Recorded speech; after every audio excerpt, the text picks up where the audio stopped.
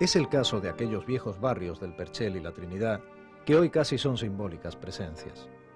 Ya casi nada existe. La iglesia de San Pedro y la mole de la Casa Hermandad de la Expiración permanecen. El resto es aquella nada de la historia interminable que devora a su paso una manera de vivir y un paisaje.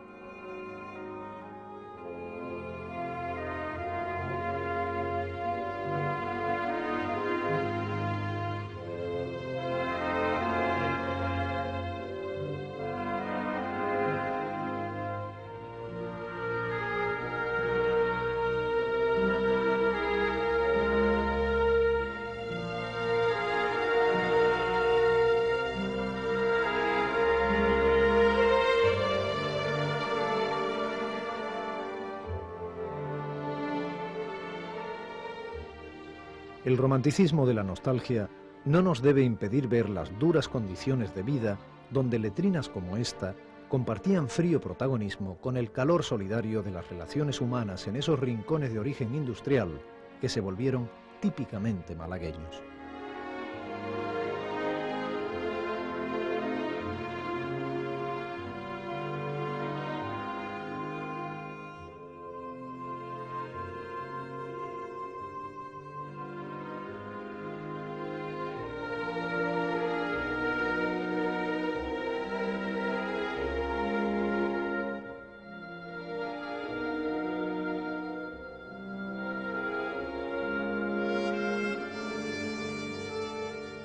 La sensación de pérdida se asemeja a la desaparición de un nombre en la agenda para siempre. Es un vacío incomprensible que nos inquieta, en este caso, el alma urbana, porque todos los ciudadanos tienen alma.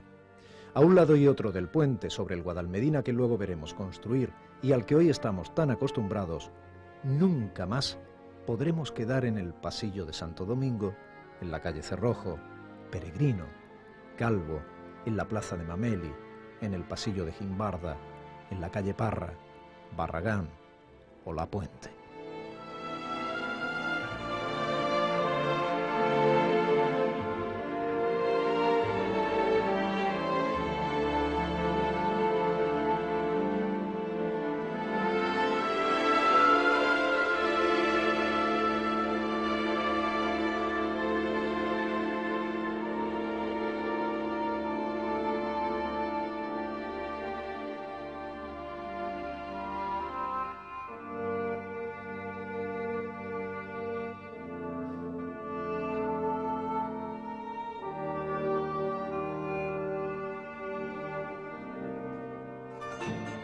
Pero vamos a ver las obras del puente de la Prolongación. Se construyó paralelo al viejo puente de Tetuán. Lo presidía este cartel, no el de Obras Públicas, me refiero al de tónica mirinda que nadie a quien le pregunto ha bebido jamás.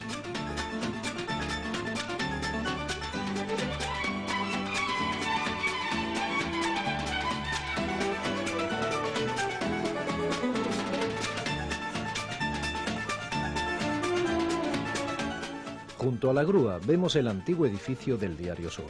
Ese era el palacete de Adrián Scholl, cuyo fantasma parece que bromeaba con los redactores de entonces, según cuenta todavía algún superviviente de ese fantasma.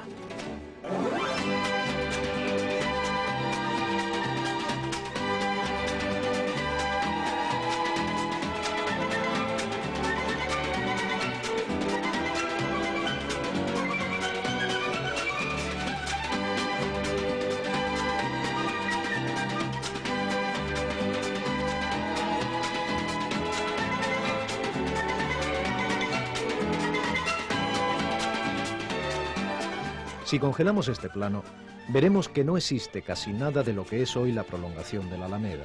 A la izquierda están los jardines de Larios, cuyos restos son ahora el Parque Picasso.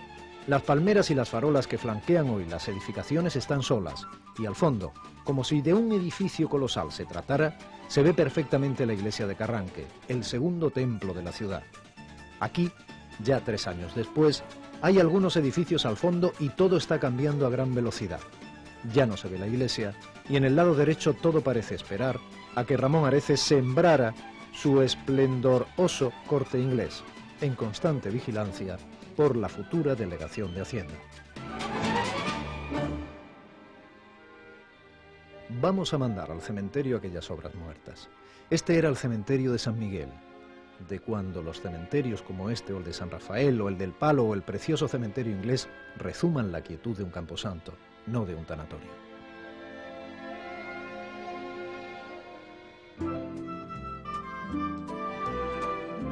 Y de la muerte al bullicio de lo vivo.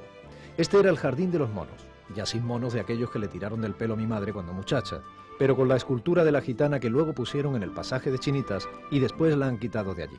Se busca viva o muerta a la gitanita viajera.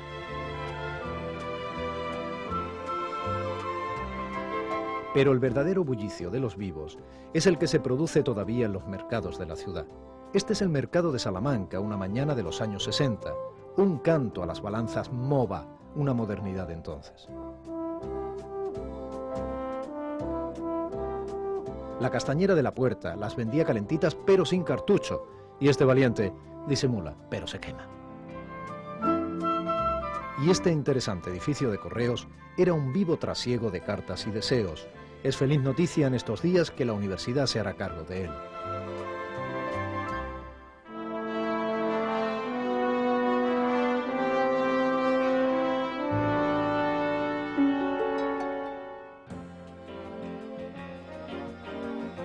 Y en una ciudad como la nuestra, la dureza de las condiciones de vida de los más pobres se veía amortiguada ante la gratuidad de los baños en la Farola, que cuando subía la marea ya no era playa, o en la Misericordia, como vimos en otro capítulo, o en las playas del Palo, aunque unos coman sentados en Casa Pedro y otros el bocadillo en la arena.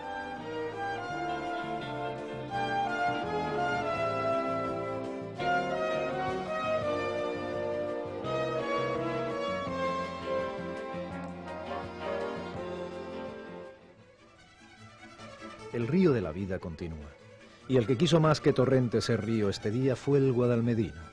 Crecidas como esta ya son historia. Este puente de Armiñán las vio pasar por última vez en el 89. Ya se inaugura la presa del Limonero.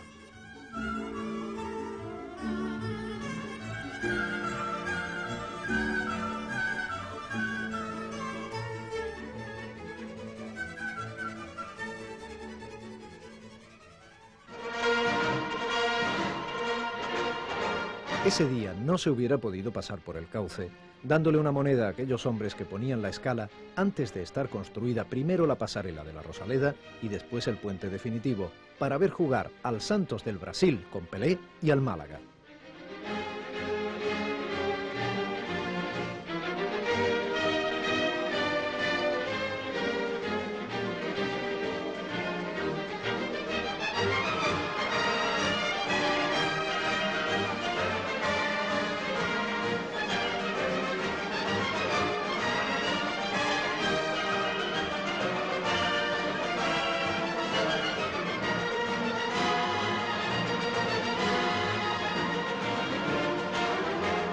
Qué manera tan curiosa y con qué cariño y esfuerzo he sacado este jugador lesionado del terreno de juego, ¿no les parece?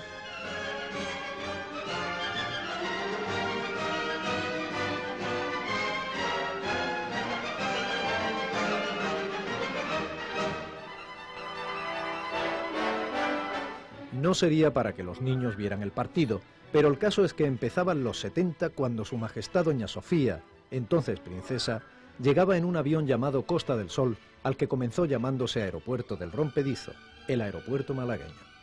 Para recibirla estaba su pariente, el príncipe Alfonso de Hohenlohe, y el alcalde Cayetano Utrera.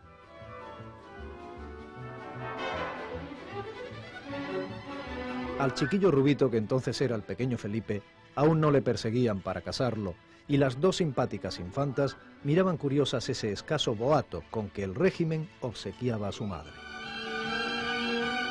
No dejen de observar los miramientos con que se andaban entonces con los reporteros gráficos.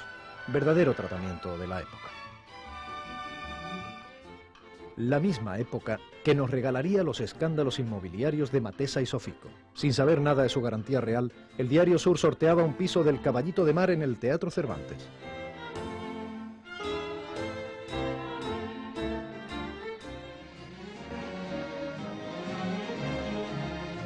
Para apagar los fuegos de entonces, se inauguró el actual edificio de bomberos. Y cómo no, la bendición y misa oficial en las propias instalaciones.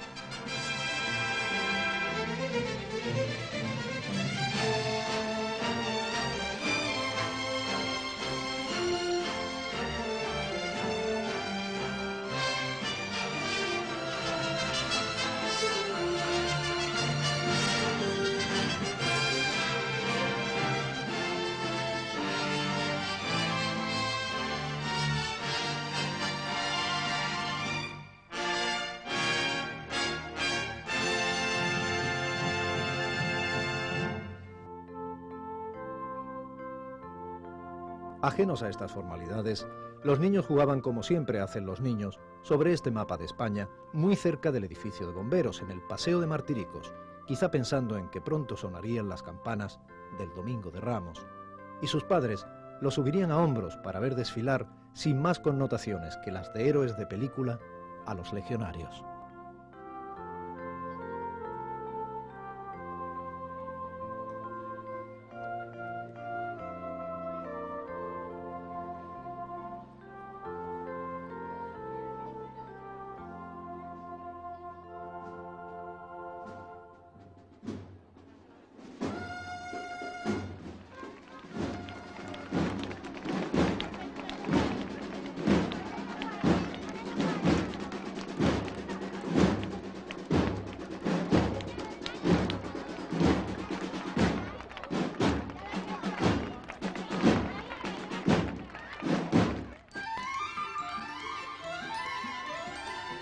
O que llegaran los días de la Navidad, como este bullicioso del sorteo de caridad de un SEA 600 en la Plaza de la Constitución, entonces Plaza de José Antonio, donde también había una famosa tómbola que tuvo muchos años una estrella que ponía «Dios es caridad».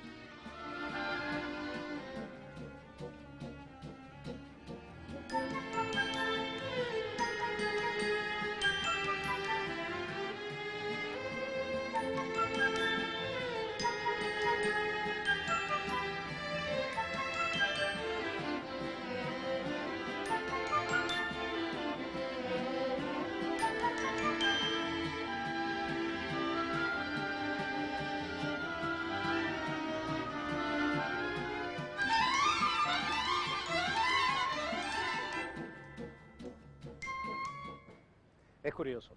Pocas estampas están hoy tan remozadas y tan vivas como este curioso paisaje. Creo que andaba por Lisboa. Vamos a ir por Huelva y nos vamos a acercar a nuestra Málaga. ¿No han sentido nunca la tentación de, si no lo han hecho ya, de jugar entre estas cordilleras como si fuera un Gulliver gigante?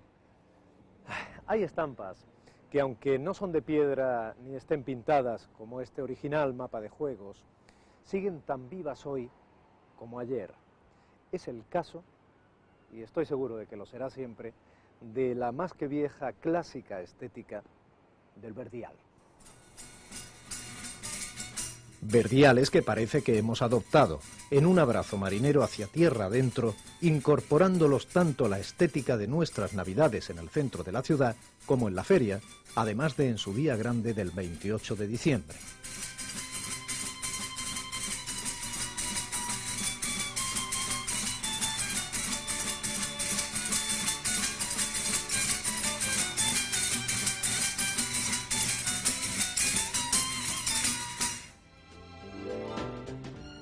Sin embargo, escenas como las de este concurso de castillos de arena en el puerto, con el calor de su ingenuidad, sí se nos aparecen más lejanas. Quizá nos hemos hecho demasiado adultos, como para no poder evitar una sonrisa al ver las imágenes, pero tiene eso que ver con ser adulto. De premio una bicicleta. Jamás juguete alguno podrá competir con la sensación de sueño hecho realidad de ser propietario de una bicicleta con la que volar por las calles de la ciudad.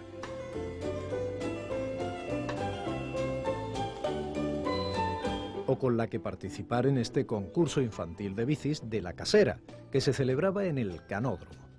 En los bosses están representados los participantes de la provincia, otro lugar de encuentro.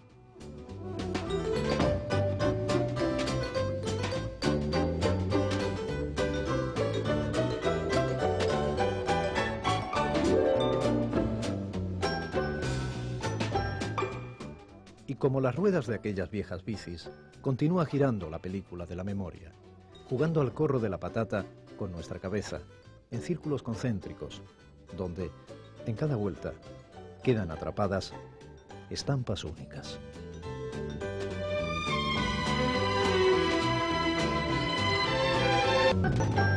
Y como las ruedas de aquellas viejas bicis, continúa girando la película de la memoria, jugando al corro de la patata con nuestra cabeza, en círculos concéntricos donde en cada vuelta quedan atrapadas estampas únicas.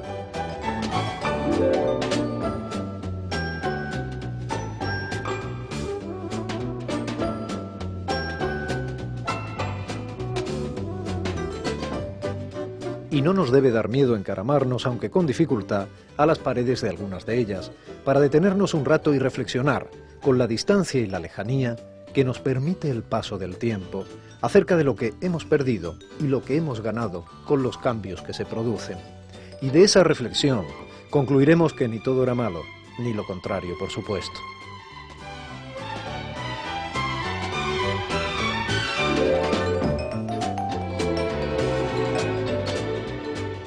No nos debe engañar la carcasa de las cosas con su nimia importancia.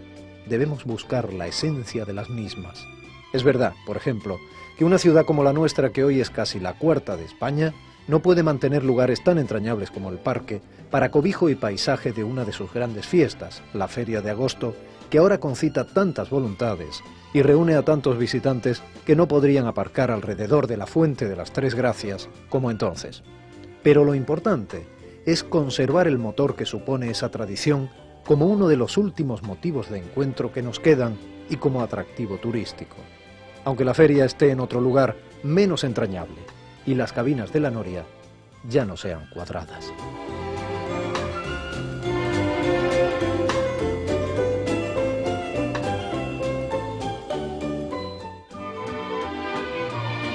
Lo importante es que aunque se produzcan incendios devoradores como este en los almacenes Los Madrileños en el año 70, que ennegreció media calle Especerías con olor a ropas y juguetes quemados, los bomberos de la historia que somos todos, y en lógica y necesaria convivencia con las grandes superficies comerciales, no dejemos arder la alegría que dan las tiendas, con su oferta de trasiego escaparateril en el centro histórico de la ciudad.